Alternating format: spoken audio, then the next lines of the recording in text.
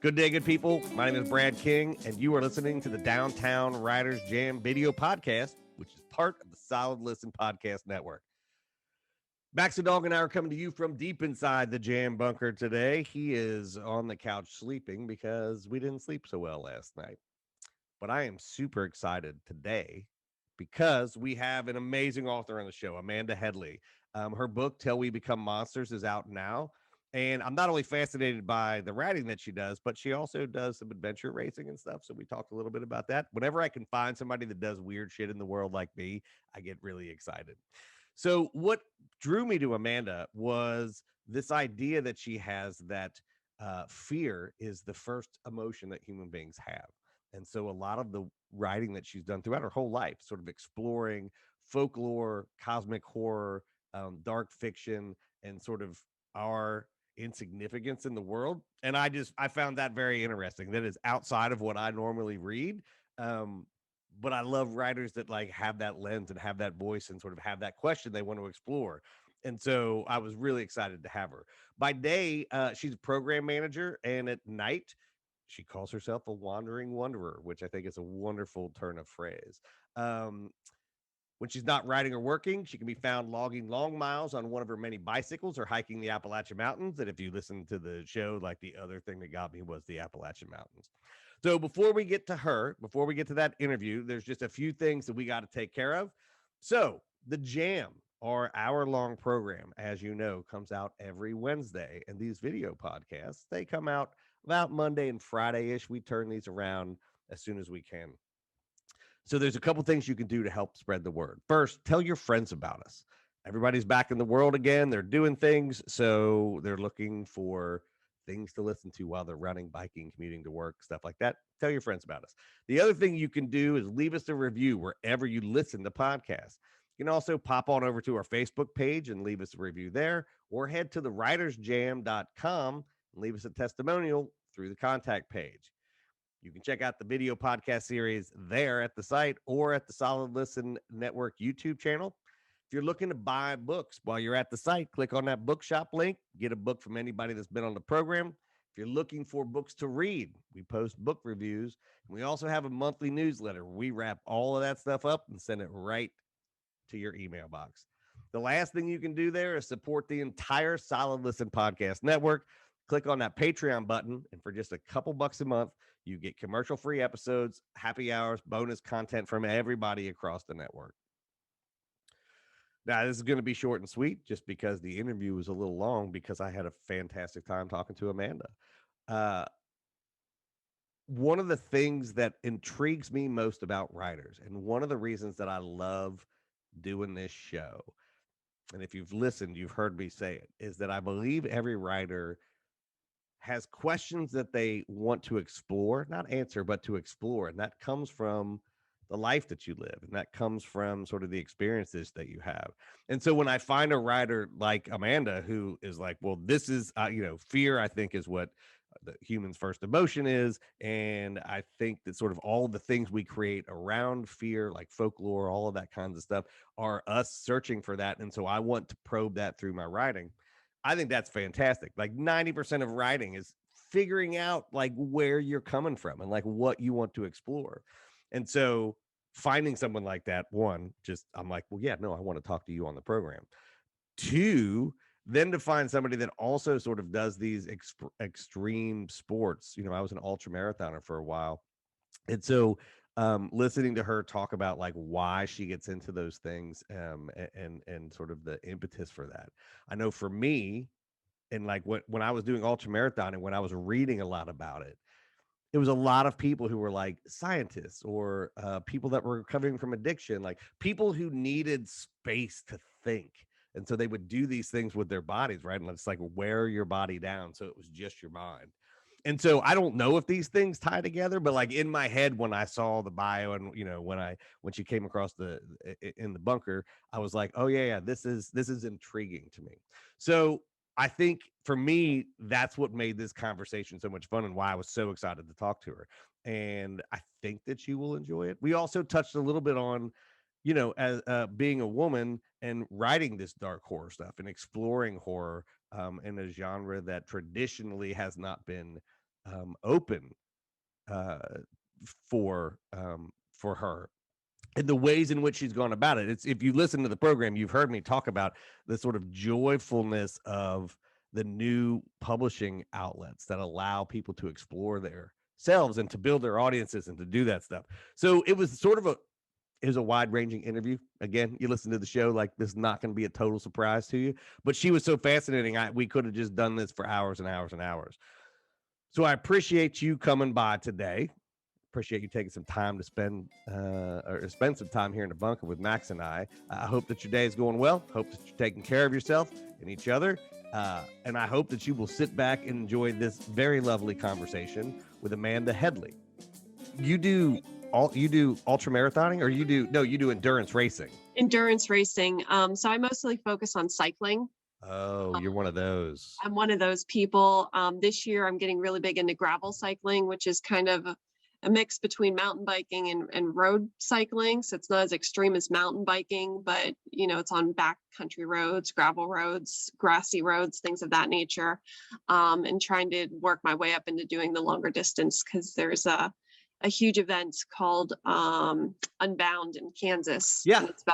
It's like a 200-mile gravel race, and that's my goal for when I hit 40 is to do that. Oh, that's great. My best friend in Austin was both a mountain biker and a cyclist. He was like in the Masters division, was like one of the best in Texas.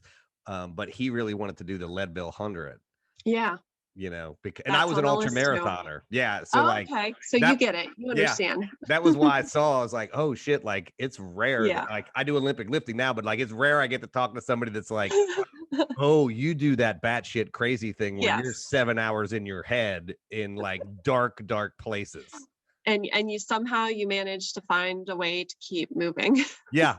And I've told people, and tell me if this has been your experience, but like I only did 50 Ks, and then I rabbited for people that ran 100 miles. So I would usually rabbit the third leg of a 100-mile race. When you do any endurance thing, you come out of that different than when you went into it. Yeah, you definitely do. And I've seen it like with my friends who have done 100-milers, like their entire philosophy on life has changed. It's amazing, right? Like, and people ask cool what it is. Yeah. And I'm like, imagine going to the darkest place that you've ever gone to. Now imagine going deeper than that. And then imagine continuing to go until you finish the thing. Yep. Like, what do you think you'd be like? And then they're like, explain it. You're like, I can't. No, it's definitely not something you can put into words. You just have to experience it. Yeah. And so when you're at, like, I did a lot of reading on like, ultra marathoners and stuff like that, because one of the things that I found in running was that there was a lot of scientists, a lot of people who worked in labs, and a lot of people getting over addiction. Like those were like, there was a predominant amount of those kinds of people for reasons that sort of made sense as I would read about it. How do you end up there? Oh, how did I end up there? Yeah. How do you end up doing that stuff? I guess because I sit at my desk all day. I need something to like get out and to get me moving. And like when I was running and cycling, like really helps me to work on writing too. Because this is where we were going. Yep, this is where we're going, because I tend to zone out when I'm working out to focus on, like, I start thinking about characters and plot points and things of that nature. So yeah, I kind of use it as an outlet to move and not be in a chair, but also to work on my writing in my head. Yeah, this is the thing that scientists said, like, because nobody gets up in the morning and says, like, I want to run 100 miles. Like that's not a fucking thing, right? And so these people that worked in labs and stuff said I needed something to clear my head, and then I just felt good, and then I just felt nothing, and all of a sudden 30 minutes turned into 6 hours. Yeah. And then you have your answers. Yeah. And a lot of it for me, like I've told people, like the ultra marathoning is the only thing I've ever done where in the middle of the race you can sit down and nobody's like, well, why are you doing that? It's like, well, I'm going to eat. Like I have to run so long, I have to stop and have a meal, and I'm not going to do that while I'm running. And there is something for me, like if you stop at like mile 28 and getting up after that, when your whole body is telling you like, all you got to do is just keep doing this. Like this feels pretty good, right? To not move. there's some like Zen thing that happens in your body where you're just like, I just have to keep moving. No, I have to say I've never experienced that with running because a marathon's the most I've ever done, and I don't Right. think I'll do that again. But I completely understand with on a bike, Yeah. because I mean I could, like, on a road bike I could ride forever. Yeah.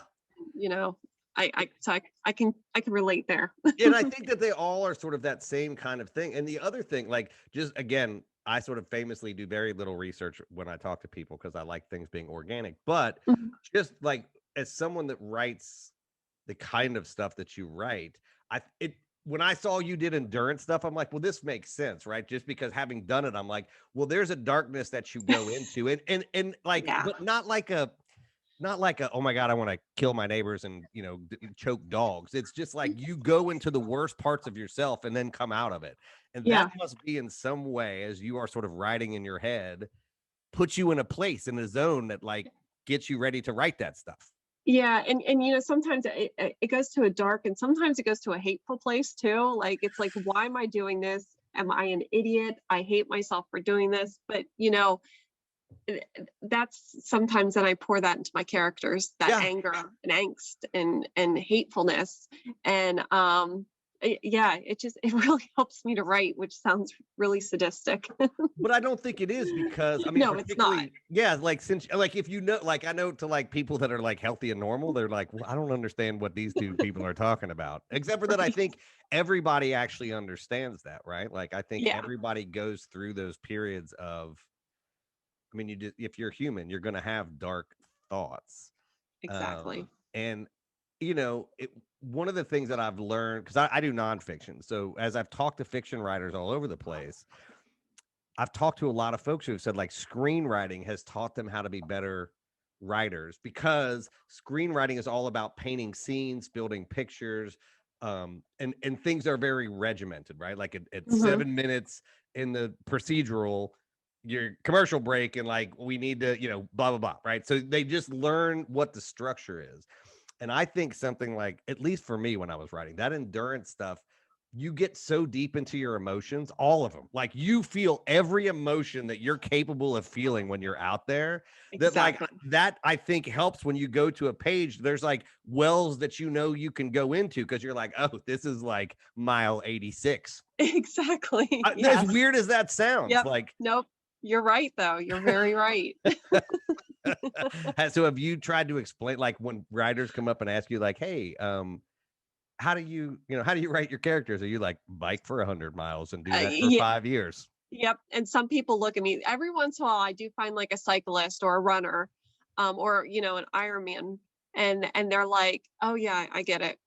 I get it." Yeah. And it's But funny because everyone else just looks at me like, "You're weird." yeah, like, can't I just take a course at the Gotham Writers Workshop? Won't that? Right. Yeah. I'm like, Exactly. and I tell people that whenever people ask me for advice, I mean, one thing I tell them, like, everybody's process is different, but the thing that you have to do is figure out how to live, and you have to experience a lot of things so that you can draw on that empathy whenever you're writing something, like, Hmm. because you can't write a real character unless you, and I think people don't like those dark parts of themselves, but to write really good dark characters, you can't be like, well, Johnny had a bad day. You know what I mean? Like that's not a, complexity comes from all those emotions smashing together.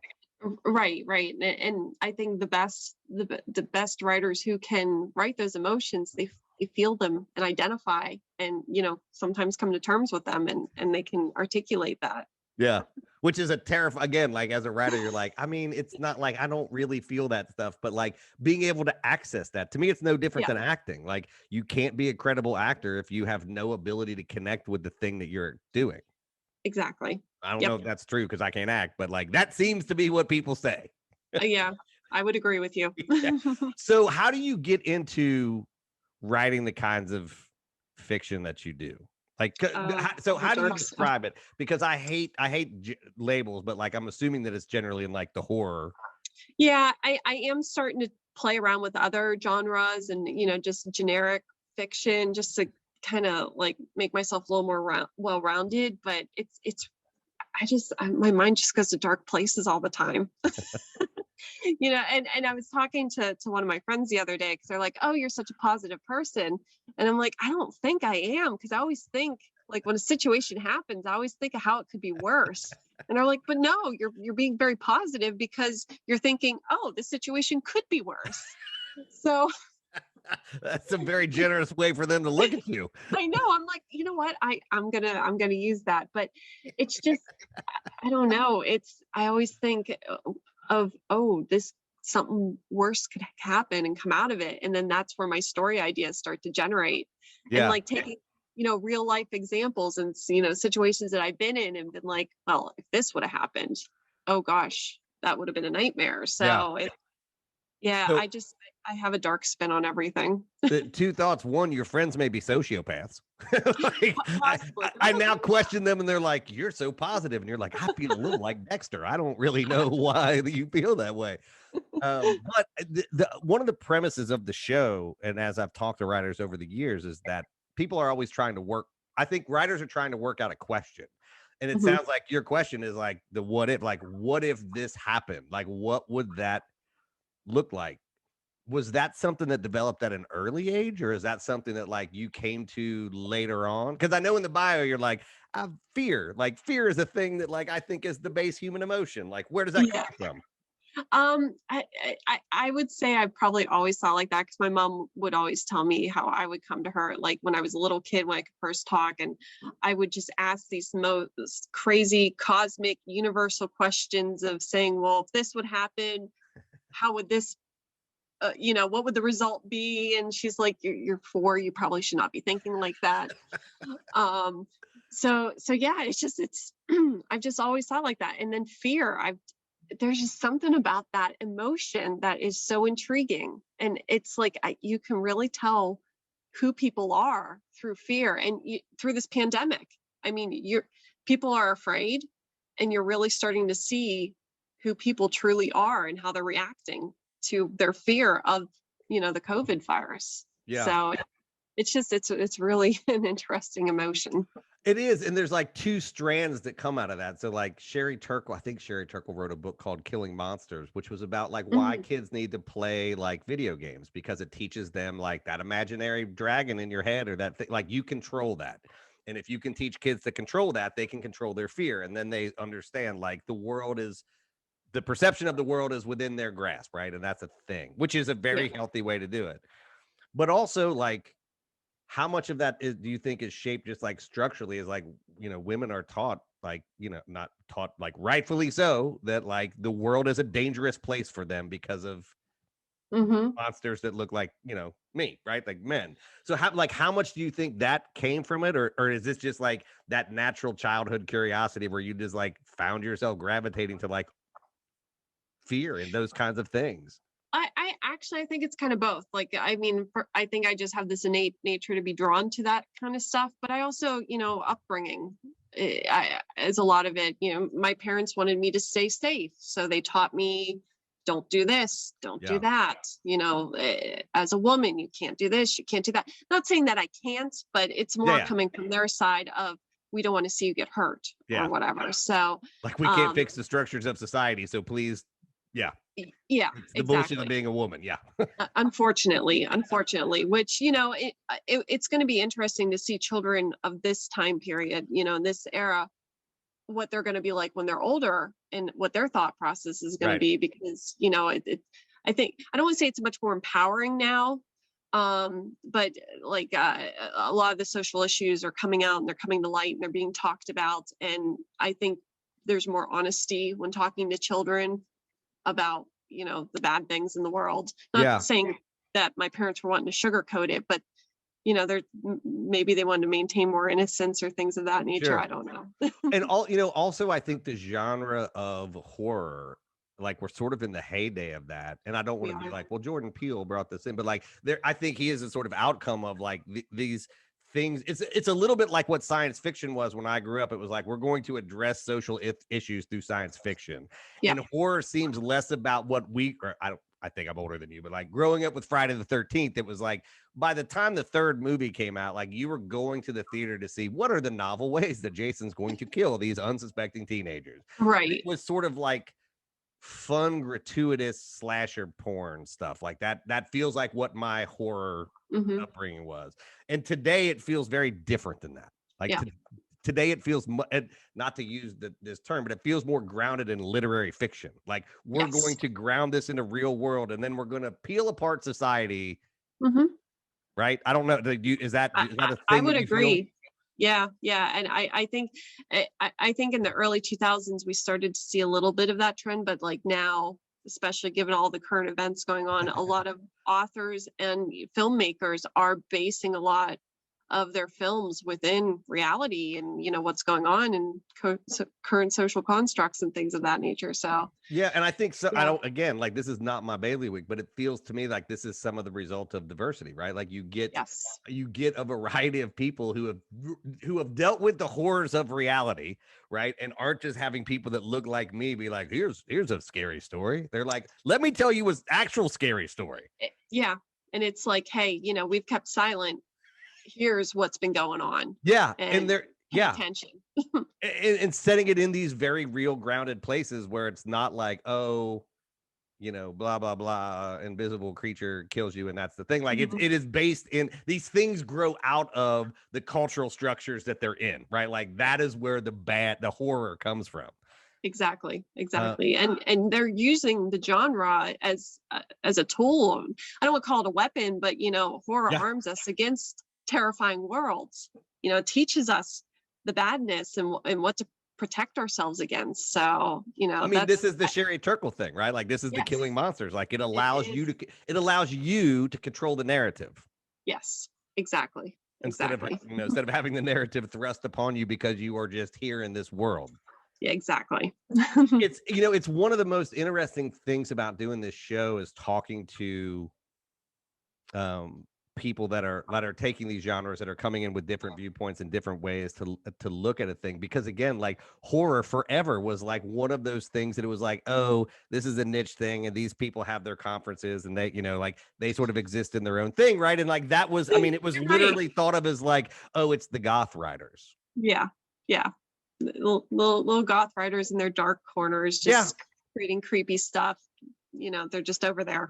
Yeah, and like Not I've so told much people like now. the romance thing was the same way. It's like, oh, they're just writing like girly porn, and then you go and you're like, oh my god, all these women are creating these cottage industries and cranking out books on a regular basis and building huge Hmm. fan bases and taking back like narratives of like positivity and sexual relationships, whatever they may be, and you're like, that is not what I knew Danielle Steele as, Yeah. right? And you're like, oh my god, this is a whole new thing that like I don't know if the literary world has caught up and been like, oh shit, like we need to relook back at these things and not just assume that they're not really talented writers making these things.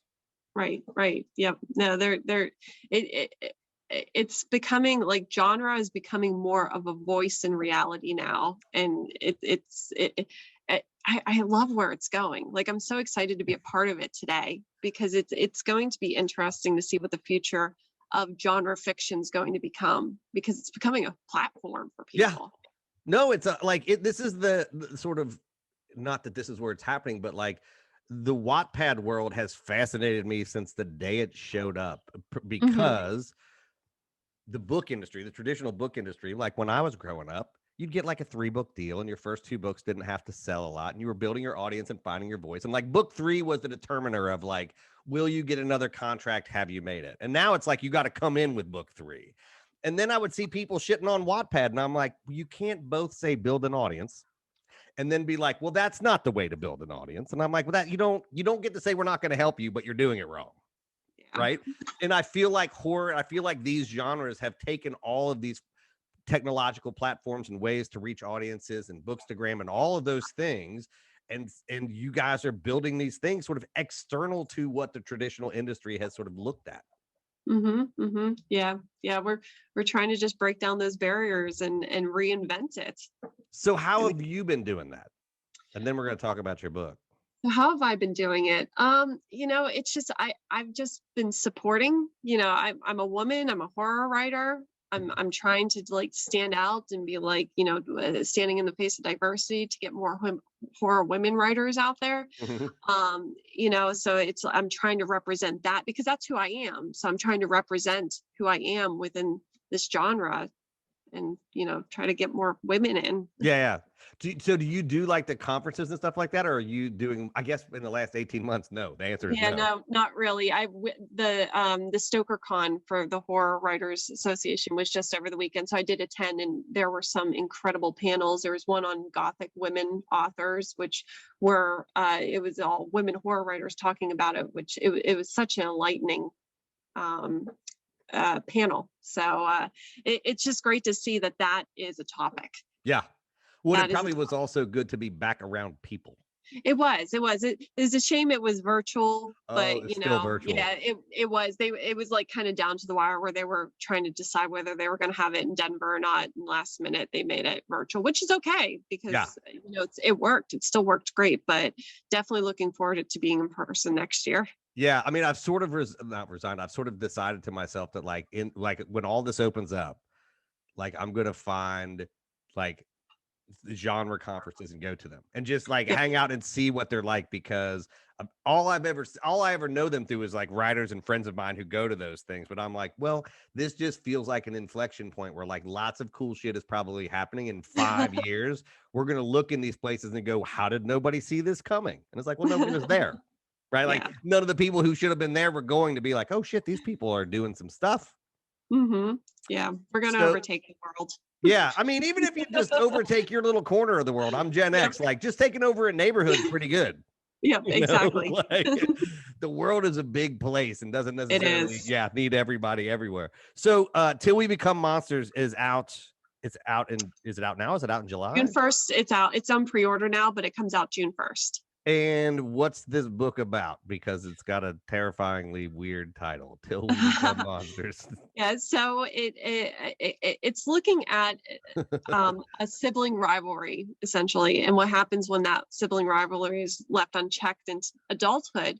But it's breaking down these two brothers, their relationship, but also looking at them as two individuals. And are they representing themselves as who they truly are? So it's kind of the book watches them as they evolve and how their relationship evolves, de-evolves essentially. And there's a line in there where one of the characters says that we never know who we truly are until we become monsters. And so that's kind of, sets the scenery of the book there, that it's a kind of a cautionary tale of what happens when you don't really portray who you are. And I guess that kind of came from where, that I, like with my past, with some people that I've known and all that, they've never really been themselves with me. And it's only after years of knowing them that I find out who they are. And I'm like, oh, you are not who I thought you were. And I was becoming frustrated with that. And I think that's where a lot of the basis of the book comes from, is just be yourself. Stop trying to like hide who you are just because you think you might not be a good person or not. Just be yourself and let society decide if you're a good person or not. But it's just, that's kind of where the book comes from. It's just analyzing the brothers' relationships and kind of using that as a platform to say, don't hide yourself behind masks. Yeah, which is an odd theme right now. Yes, like, it is. Yeah, like everybody keep doing that for like until you're vaccinated. But I mean, that gets back to the idea of like I think every story is answering a question, right? Like this is I try to tell people that aren't in the field, like, you're reading a book, like, I don't ask fiction writers, like, is that you? Because I'm like, well, everything is both you and not you. Yeah. Because it is a question that somehow hit you from somewhere. And it may be something personal, or it may just be a thing you see. And you're like, well, that's intriguing. I would like to explore that thing that I saw over there. Like, so yeah, that is your exploration of that. Yep. And it also is, I think, I'm in trauma therapy, which I talk about a lot on the show, because, as a man in America, like, men and white men don't have rails to tell them when they're doing things wrong. Like, this is the problem with the world. And so you reach a point in your life where you're like, oh, I have to, like, everybody else has these rails where they're like constantly trying to navigate their emotions and other people and all that stuff. And so I find it really interesting that you're like, why can't you just be your authentic self? But and that it's two brothers, right? Because I think probably of all the people on the planet, men know themselves the least, right? Which is the problem, since we are big, giant, loaded weapons that are just like, how does this thing work? Right? We're like pointing the gun everywhere. Like, how does this work? right? Like, so is there some of that interplay in there? Like, is it just about them as people, or is it also socially like? It's a bit of social, like with social influence, but the reason why I chose it as two brothers is because just, and again, this is coming from my experience Yeah. with men, is men don't like to talk about their emotions and how they feel about one another. And that's why I made the two characters two men, because they do not connect, they do not talk, they do not say, hey brother, I'm feeling this way, you're making me feel this way, how can we fix it? Yeah. Instead, that they use their egos and lash out against Yeah. each other. Well, and that's what I mean. Like, you don't have, there's no rail that says you can't do that. There's no, and Yeah. like, you get away with everything. And so why would you ever have to be introspective to have to do that outside of, and then there's the other forces. Like, I find that really, that's one of those horror things. And I'm like, yeah, this makes total sense. Like, certainly those two characters could have been women, but it makes more sense that you would read that and go, yeah, I know people like that. Mhm. But I do have a character in there that's male, who is very open about his emotions and is very caring and all that. And so it's a really nice dichotomy between that character and those two brothers and how he interacts with them too. Yeah. So He I try to doesn't, play that up a little bit. it doesn't seem like he's going to make it very long in that world. Don't Gotta read the spoil book and it. see. No spoilers. Gotta Well, read the Amanda, book. it was lovely catching up with you and talking to you. I can't wait to read this book. It sounds like a lot of fun. And where can they get it? Anywhere? Yeah, so it's through any bookseller, Amazon, Barnes and Nobles, anywhere books are sold. So So no, that means, thank you. and everybody needs to go to Bookshop and get it from your Yes. local independent Bookshop, bookstore. Yeah. get it from your local Yeah. independent bookstore, please. Yeah. Particularly after the pandemic, I'm like, I would like Yes. bookstores to still be around because they're Exactly. fantastic places. Yes, Well, let's pump money into them. right. Well, you have a great day. And it was wonderful talking to you. And I hope we can do this again soon. Yes, definitely. Thank you so much. We'll chat soon. Well, there you have it. That was Amanda Headlee. Her book, Till We Become Monsters, is out right now. I can't wait to read it. It sounds exactly like the kind of book that I will enjoy reading in the summers. You should go pick it up too. Before we get out of here, just a couple reminders. If you like what you heard, do us those two favors we talked about at the top of the show. Tell your friends about us and leave us a review wherever you listen to podcasts. And while you're at it, don't forget to check out all the other programs on the Solid Listen Podcast Network, including the flagship Mother Mass Sleep With podcast with host and our Solid Listen podcast queen, Molly McAleer. Don't forget, we have these video podcasts coming out on the Solid Listen Network YouTube channel every Monday and Friday-ish. And you can also catch the audio version wherever you listen to podcasts. The Jam, which is our hour-long program, is out every Wednesday. So make sure you get yourself subscribed wherever you listen to podcasts. And remember, you can always catch us on Twitter and Instagram at The Writers Jam. Until the next time, I will see you around the internet.